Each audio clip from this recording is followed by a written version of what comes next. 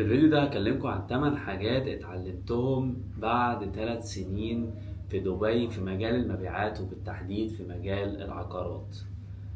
8 حاجات دول اخدوا مني وقت كتير جدا عشان اتعلمهم وفي نفس الوقت في ناس بتقعد بال10 وال20 سنة وما بيتعلموش اي حاجة من الحاجات دي فقط عشان انا كنت بسأل أسئلة كتير وكنت دايما بدور في ما وراء الأحداث عشان أفهم أكتر ليه كل حاجة بتحصل بالشكل اللي هي عليه.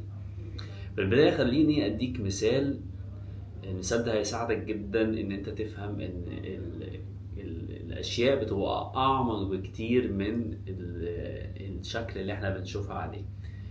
يعني مثلا نيكولا تسلا، وده واحد من اهم المخترعين الشاهد يعني اللي مروا على مر العصور او التاريخ. قال ان لو عايز تفهم الكون لازم تفهمه من منظور الانرجي فريكونسي اوف فايبريشن، او ان انت تفهم كل حاجه من منظور الطاقه. الفريكونسي يعني الترددات، والفايبريشنز يعني الاهتزازات. يعني ايه الكلام ده؟ يعني خليني الاول اديك برضو مثال تاني. دلوقتي انت مثلا عندك الحنفية دي بتنزل مية، تمام؟ بس الحنفية دي مسدودة، فالمية اللي هتنزل هتكون مية بتنقط نقط صغيرة جدا. طيب كل ما تيجي تسلك الحنفية دي اكتر، كل ما المية اللي هتنزل هتبقى اكتر والتدفق هيبقى اسرع واسهل وهكذا. الحنفية دي بتمثل عقلك. الانسداد او الحاجات اللي سادة الحنفية دي بتمثل المعتقدات السلبية او المعتقدات اللي هي لا تخدمك عامة. مش شرط ان هي تكون سلبية، ممكن تكون معتقد لا يخدمك، تمام؟ المية طبعا بتنزل بتمثل التدفق عامة، سواء فلوس، سواء وفرة، سواء أي حاجة سهلة عامة في حياتك، هي دي المية. فكل ما أنا اكتشفت معتقدات غلط في عقلي وغيرتها، كل ما زاد التدفق في الوفرة في حياتي والمال، سواء بقى أنا كنت في المبيعات، سواء أنا كنت شغال في شركة براتب، سواء أيا كان أنا فين. المهم إن أنا بس بكون حاطط نفسي في مكان في يعني في مال أو في فلوس أو في وفرة. وهكلمكم دلوقتي بالظبط عن الحاجات اللي اتعلمتها من وجودي في دبي في وسط ناس كلهم ناجحين، ناس كلهم عندهم يعني وصلوا لحاجات في حياتهم في نجاحات وهكذا، والفرق ما بين عقليتهم وعقلية الناس التانية. فأول حاجة وأهم حاجة اللي هي الموضوع المعتقدات دي، إن حرفيا المعتقدات ممكن تخلق الواقع اللي أنت عايش فيه. أديكوا أبسط مثال. أغلبية المعتقدات اللي إحنا متعرضين ليها في الوطن العربي بتاعنا، أغلبيتها لأن إحنا مجتمع ديني، أغلبيتها جاية من الدين، مش من الدين مباشرة، من الفهم الخاطئ للدين. فبالتالي أنا مثلا لو قريت مثلا آية في القرآن مثلا، الآية دي أنا فهمت إن ربنا كاتب لكل شخص، يعني كل حاجة مكتوبة، كل شيء مكتوب. انا فهمت الايه دي ان كل شيء مكتوب. طب انا دلوقتي ايه؟ فقير، يعني معناها ان انا مكتوب لي ابقى فقير. فخلاص عقلي فكر ان انا مش لازم اشتغل. طب انا هشتغل ليه؟ ما انا مكتوب لي ان انا فقير، هشتغل ليه؟ فده مش مشكله في النص نفسه، ده مشكله في فهمي انا للنص، ده مشكله في فهمي انا للايه غلط، تمام؟ لكن لو جه مثلا اكتشفت، طب انا لو سالت نفسي قلت هل فعلا الحاجة دي صح؟ هل فعلا أنا مكتوب لي كذا؟ طب خليني أدور كده، أبحث، أشوف. فابتدي أبحث وأشوف وأتأكد. فبعمل إيه؟ أنا بتحدى المعتقد اللي عندي، اللي أنا اكتشفت إن هو عندي، ما كنتش أعرف الأول، اكتشفت إن هو عندي. بدأت أبحث، بلاقي إن ربنا كاتب السيناريوهات لكل دور. يعني عارف انت لعبة الكمبيوتر جيم او حتى الابليكيشن بتاع الموبايل، كل فعل مكتوب، كل البرمجة بتاعت الشخصيات مكتوبة. لو مثلا مشي كده هيقعد في مكان كذا، لو طلع مثلا كذا هيقعد في مكان كذا، لو نط في مكان كذا هيحصل له كذا، لو اشترى كذا هيرجع هيحصل على كذا. وكل حاجة مكتوبة، كل الشخصيات بليفلات معينة، ليها أدوار، ليها مميزات، ليها أشياء بتكتسبها. وكل يعني كل ما تعلى بالليفل كل ما بيزيد المميزات بتاعتك، وكل ما بيزيد كمان التحديات، مش بس المميزات. تمام. فده في الالعاب نفس الفكره. في الحياه ربنا مبرمج الكون بنفس السيستم، وطبعا لله المثل الاعلى على شكل اكبر، على شكل اعمق، على شكل معقد اكتر. بس ده بيسهل علينا فهم الكونسبت وال يعني المنظومه اللي ربنا عملها دي. تمام. فمن اول حاجات اللي اتعلمتها يعني بوجودي في دبي، هي ان كل حاجة عبارة عن طاقة بما فيها الفلوس. فلما تفهم ان كل حاجة ليها، يعني كل حاجة عبارة عن طاقة، تمام، فبتفهم، بتسأل نفسك انا ايه طاقتي دلوقتي، او انا ايه تردداتي دلوقتي. ما هي الطاقة دي عبارة عن يعني زي مثلا الكهرباء، ما انت ما بتشوفهاش بس هي موجودة. فلما تفهم ان كل حاجة عبارة عن طاقة، فبتفهم ان انا دلوقتي الفلوس، حتى الفلوس عبارة عن طاقة. فعشان تجيلي فلوس معناها ايه؟ انا لازم تبقى طاقتي عالية. طب ازاي طاقتي تبقى عالية؟ اول حاجة احساسي، لازم يبقى احساسي دايما احساس كويس، لازم ابقى مبسوط طول الوقت. في ناس بتجيب قطة او كلب عندهم، تحطهم عندهم في البيت عشان بس يبقى احساسه طول الوقت ايه، في حالة استمتاع، في حالة جوي، في حالة سعادة، فبيعلي الترددات بتاعته، بيعلي الطاقة بتاعته. تمام. ففي اساليب كتير، في اساليب ان انت اسهل طريقة جدا ان انت تفتكر الحاجات اللي ربنا انعم عليك بيها وتشكره عليها. تقول شكرا شكرا شكرا شكرا على كذا، شكرا على كذا، اوتوماتيك هتلاقي الترددات بتاعتك بتعلى واحساسك بيعلى. تمام. دي من اسهل الطرق. فلما تفهم ان كل حاجة عبارة عن طاقة، فمعادلة بسيطة معناها ان انا لازم ازود الطاقة بتاعتي. ازود الطاقة بتاعتي ازاي؟ اروح الجيم، اتمرن كل يوم، لازم انشط نفسي. ابقى كل ما تنفق طاقة اكتر كل ما يجيلك طاقة اكتر. فبدل بقى كلمة طاقة دي بالحاجة اللي انت عايزها. عايز فلوس، كل ما تنفق فلوس اكتر كل ما يجيلك فلوس اكتر. كل ما عايز مثلا صحة، كل ما تنفق صحة اكتر، كل ما تنفق من صحتك اكتر كل ما يجيلك صحة اكتر. اي حاجة بتنفق منها بتجيلك، لان كل حاجة بمفهوم الطاقة بتسهل عليك كتير. تمام. فدي اول حاجة، كل شيء عبارة عن طاقة. فنيكولا تسلا قال لك عايز تفهم الكون ماشي ازاي، يعني شوفه من منظور ان هو كل شيء عبارة عن طاقة. كل طاقة ليها ترددات وليها اهتزازات معينة. لازم دايما ابقى في اعلى الاهتزازات عشان يعني اسهل على نفسي.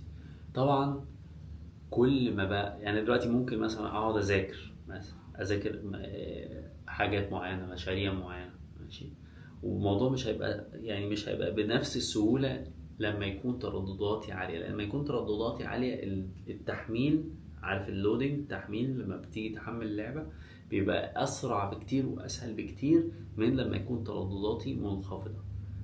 يعني طريقة الفهم عندي والسرعة الفهم مش هتكون زي لما يكون تردداتي منخفضة. فالأسهل لي إن أنا مركزش على الأشياء السطحية زي مثلا إن أنا أقعد أذاكر في المشاريع، أقعد مش عارف وأذاكر في حاجات كلها فنية، والأساس اللي هو الكور أو حجر الأساس مش متظبط. لازم حجر الأساس الأول يبقى متظبط، وبعدين الباقي كله ربنا هو اللي بيبعت أصلا. فممكن افضل انا اذاكر للصبح، بس لو طاقتي مش عالية كفاية مش هيكون الداونلود سريع كفاية. فدي تاني حاجة. تالت حاجة قلنا عن المعتقدات اللي بتتزرع فيك من وانت طفل.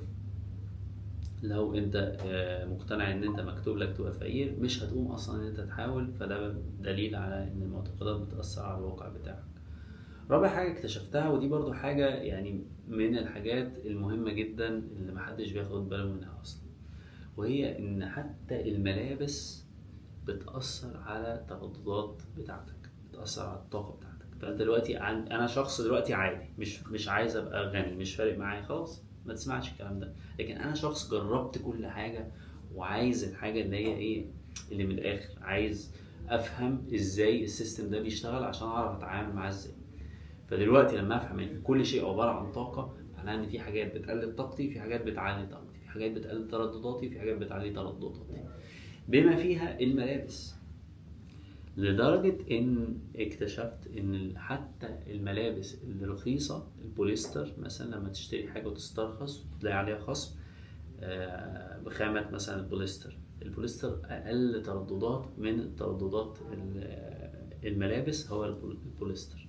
من اعلى الترددات في الملابس هي القطن، هي الكتان، الصوف. من اعلى الترددات بتلبسها بتحس، الناس بتحس ان انت ليك هيبة، ما يعرفوش ليه، بس الحقيقة ان هي بتعلي الترددات بتاعتك، فبتدي الناس شعور ان انت شخص مهم.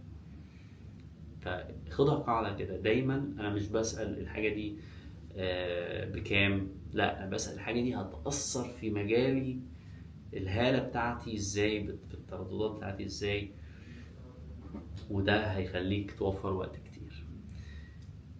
خامس حاجة، الأماكن بتبقى ليها طاقة، كل مكان أنا بروحه بيأثر عليا بسبب الناس اللي رايحين هناك، بسبب الوعي الجمعي اللي في المكان ده. هديكم مثال، يعني مثلا أنا دلوقتي عايز أخرج، ماشي، معايا مثلا 100 جنيه ولا 100 درهم، لقيت مكانين، مكان فيه مكان ب20 درهم ممكن اكل بوفيه كامل شامل، ومكان تاني 20 درهم ولا 20 جنيه وجبة واحدة بس مكان جميل وقعدة فيه حلوة. اختار ايه؟ لو انا دلوقتي رحت على المكان الرخيص، كل الناس اللي رايحين على المكان ده رايحين برضو عشان المكان رخيص، فبالتالي انت مستحيل تلاقي اي فرص هناك، مستحيل تلاقي اي حد اصلا بيفكر تفكير ان هو عايز يتطور هناك. هتلاقي كل الناس رايحة عشان ايه؟ توفر. مش فاهم ان انا اصلا كون ان انا دفعت زيادة شوية ممكن اقابل شخص يشتري مني منتج بتاعي، يديني فرصة معينة، شغل يقدم شغل معين، مجرد ان انا بس قابلت او رحت المكان الصح وقعدت في المكان الصح. يا سيدي ابسط الايمان ان انا هيجيلي عن طريقه فكرة، لان المكان اللي انت فيه بتبقى الافكار بتبقى متصل يعني بيبقى الافكار متنقلة، احنا مش منفصلين عن بعض، احنا واحد، ربنا نافخ فينا من روح، كلنا روح واحدة، كلنا يعني بني ادمين، كلنا متصلين ببعض. فاي مكان بروحه على طول بتأثر بالناس اللي فيه، وبتأثر بأفعالهم، وبتأثر بطريقة تفكيرهم. فلازم دايما أتأكد إن أنا قاعد في أماكن كلها أماكن فيها يعني وفرة، فيها ناس معاهم ناس يعني أغنياء، أو على الأقل مش مهم حتى إن شاء الله هشرب كوباية قهوة، بس دايما أقضي وقت في الأماكن اللي فيها وفرة وثراء، عشان ده هدفي، إن أنا أبقى على نفس الليفل ده، بحيث يبقى اقدر اساعد الناس اللي انا عايزها وهكذا. صحابك بيأثروا عليك اكتر مما تخيل، بيقولك انت من عاشر القوم فهو منهم. فاي الناس اللي انت بتقضي وقت دايما معاهم دول اكتر ناس بتأثر عليك. فانت لو قاعد مع ناس مثلا دايما بيفكروا عقليتهم، طريقة تفكيرهم، انا عايز اوفر ازاي، مش عايز اصرف كتير، مش عايز حد يعني مش عايز ادفع لحد، مش عارف ايه، طريقة التفكير اللي هي فيها نابعة من مكان نقص، نابعة من مكان ضيق، نابعة من مكان يعني احاسيس مش كويسة، كلها ترددات منخفضة جدا ومنخفضة للغاية. الشارت او اللي هي الرسمة هحطها لكم هنا على الشاشة، هتبين لكم كل ما انت طلعت بالترددات كل ما السعادة زادت، كل ما جالك اللي هي الاكسبيرينسز او الخبرات او عشت يعني احداث ممتعة بتتوافق مع التردد اللي انت عليها. كل ما نزلت بالترددات كل ما نزلت للذنب، الشعور بالذنب، الحقد، الكراهية، الغضب، كل ما نزلت تحت الترددات بتاعتك كل ما جذبت ليك مواقف او اشياء او اشخاص بتخليك على نفس المستوى دايما. فعشان كده دايما هتلاقي نفسك لما تغضب حاجات بتتكسر، حاجات بتبوظ، بتعمل حادثة لا قدر الله، بيجيلك مثلا غرامة مالية، دايما بتحصل. كل ما تنبسط اكتر كل ما يجيلك فرص اكتر، ودي حاجة يعني طبعا مرت عليا كتير، وانت لو واعي كفاية هتشوف ان هي فعلا حقيقة في حياتك. ابعد عن اي حاجة بقى بتقلل تردداتك، الشكوى، النميمة، كل الاشياء اللي زي دي بتخليك تحت في مستواك، الترددات بتاعتك بتبقى تحت، فبالتالي دخلك بيبقى برضو نفس المستوى اللي هو عليه. بقى ايه مفاجأة كبيرة؟ المستويات المنخفضة دي اللي عليها أغلبية الناس عايشين في المستويات المنخفضة، عشان كده رواتبهم متقاربة، عشان كده طريقة تفكيرهم متقاربة. اللي بيختلف وبيطلع يعني معظم الوقت على قد ما يقدر ده الشخص اللي بيتأهل ان هو يفضل في المستوى اللي عالي او المستوى اللي فوق ده، ما ينزلش تحت في المستويات اللي تحت.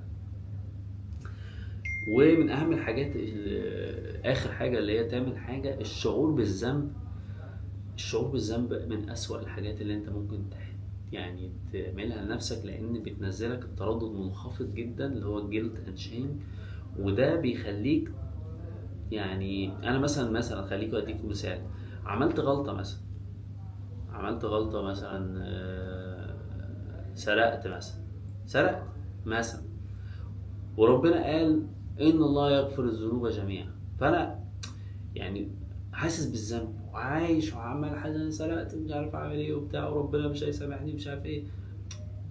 فانا كده يعني بكفر بآيات ربنا اللي هو قال لك ان الله يغفر الذنوب جميعا. المفروض اكلم نفسي بطريقه كويسه، ان انا كشخص بيحب نفسه بقول لنفسي مثلا يا عمرو انت عملت كذا، انا عارف ان هي دي حاجه غلط، بس مثلا ايه ما تعملهاش تاني، او انت لازم تقرر انت مش هتعمل حاجه زي دي تاني، وربنا خلاص طالما انت استغفرت وتوبت خلاص ربنا غفر لك. بس كده، بس move on with your life. اتمنى يكون الفيديو ده كان مفيد. اكتبوا لي في التعليقات ارائكم، حابب اعرف تتفرجوا على الفيديو ده منين، وحابين اتكلم في موضوع ايه المره الجايه، واشوفكم على خير ان شاء الله.